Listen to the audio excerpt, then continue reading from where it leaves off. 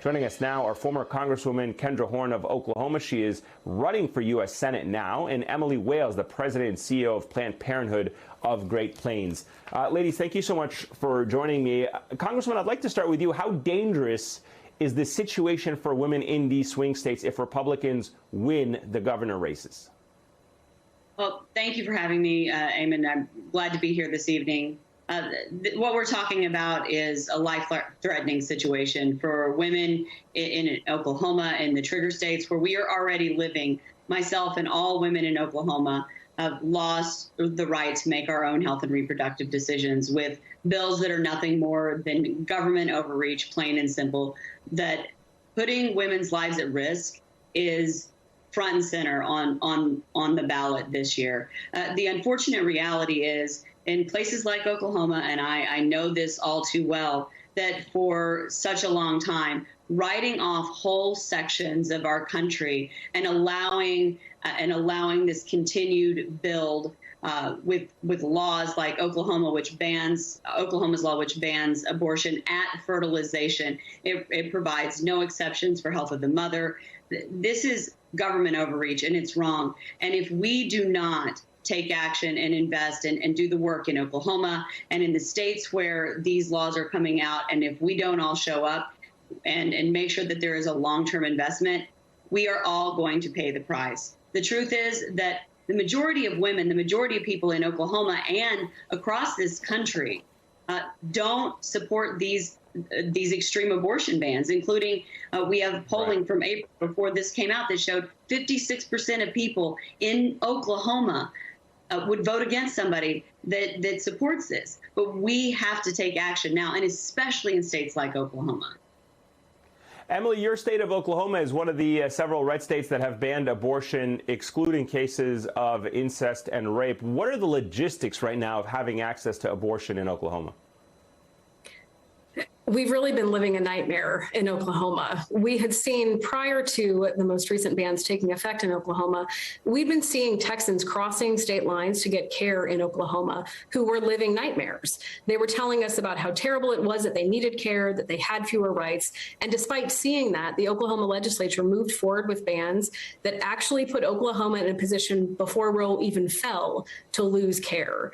Prior to last week's ruling, we had already lost access in Oklahoma because we had the first of the country's total bans on abortion care. So what it means now, if you're in Oklahoma or Arkansas or Missouri, 3 of the 4 states we serve, we have to tell you, you have fewer rights than you did a week ago. You have fewer rights than you do in neighboring states, and you are going to have to get out of this state to get care. The other state that we serve, Kansas, is actually in an incredibly unique position. On August 2nd, Kansas will be the first state in the country to vote on a constitutional protection for abortion. They actually have access in Kansas today, and they get to see the reality of what's happening around them. They see the government interference, the bans on care, and they can do something to push back. And it's really the playbook other states are going to have to use. You're going to have to fight back at the state level to get protections you deserve. Congresswoman, you know, the troubling trend right now, and we saw this a little bit with Clarence Thomas's opinion, it's not just abortion rights. In fact, several of the GOP gubernatorial candidates in Michigan indicated this week that they'd support banning same-sex marriage as well. Let's play this for our viewers. Watch. I believe that the federal government needs, the Supreme Court needs to start rolling back a lot of those things and give the power back to the states where it belongs. The Michigan Constitution defines a marriage between one man and one woman. And that is my belief also. Article 1, Section 25 of our Constitution, Michigan Constitution, says that for the betterment of society, marriage is between a man and a woman. Right. I draw the line where God does, and that's where I stand. Your reaction to that, Congresswoman? Unfortunately, it's not surprising, and I think we have to at this moment call this what it is. This is extremism. It's government overreach. It's incredibly dangerous. But what we are talking about right now is an effort by a certain group of people that has been a long-term effort to divide us and to strip away rights. And it starts at the state level. Emily is right. We have got to stop this at the state and local level. And this government overreach, this erosion of rights, it has been made very clear. They're not just stopping at women. So we have to remember that we're all in this together. And I have to say, as an Oklahoman, and when I was elected to Congress in 2018, I'm the only Democratic woman ever to have served in the United States House of Representatives from the state of Oklahoma. When I'm elected in November, I'll be the first woman ever to represent the state in the U.S. Senate.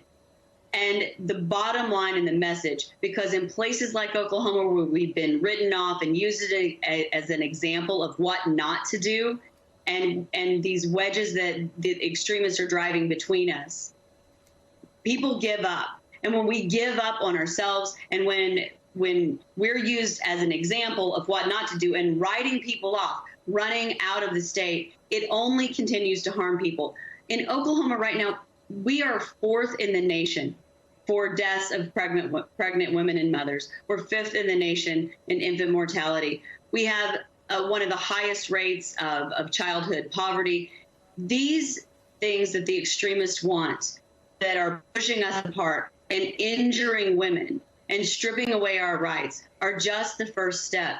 But we have to ask ourselves how we got here, and we have to understand there are no quick fixes. But it's about showing up. It's about reaching out and saying to people, regardless of their political affiliation, if they are concerned by this, we have to show up and vote against people like that.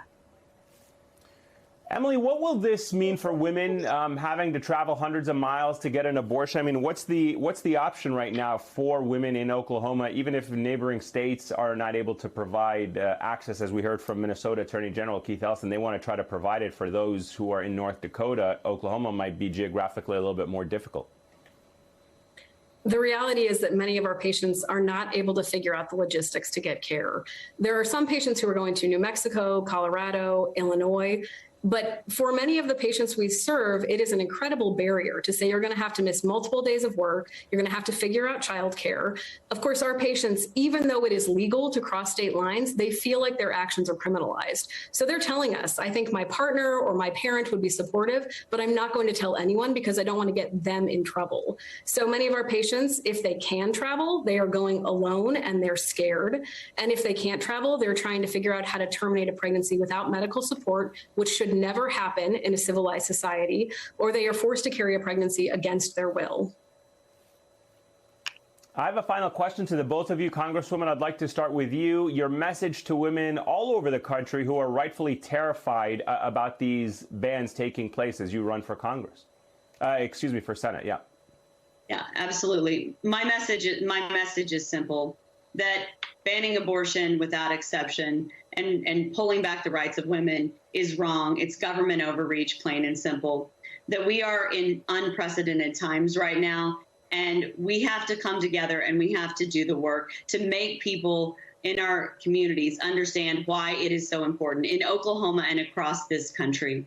The bottom line is this: these things, these trends, these dangerous bills start with extremists in places like Oklahoma, but they have not won.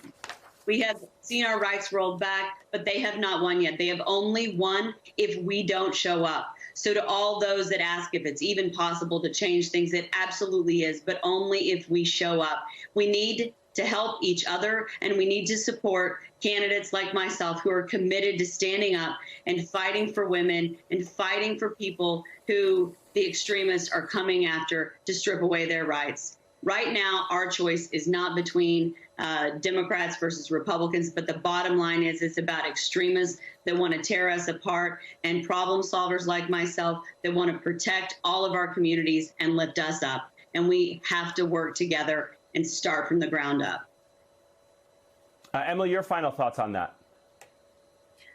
My message to patients right now who are struggling to figure out what to do: we see you, we hear you, even when the U.S. Supreme Court does not. Contraception is still legal. We're getting that question every single day. Gender affirming care is still legal, and you have the right to travel across state lines.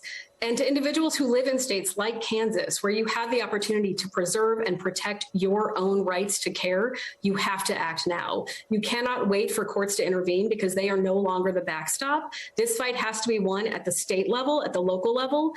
You deserve to live a life without government interference in your private medical decisions, and you've got to act to protect it.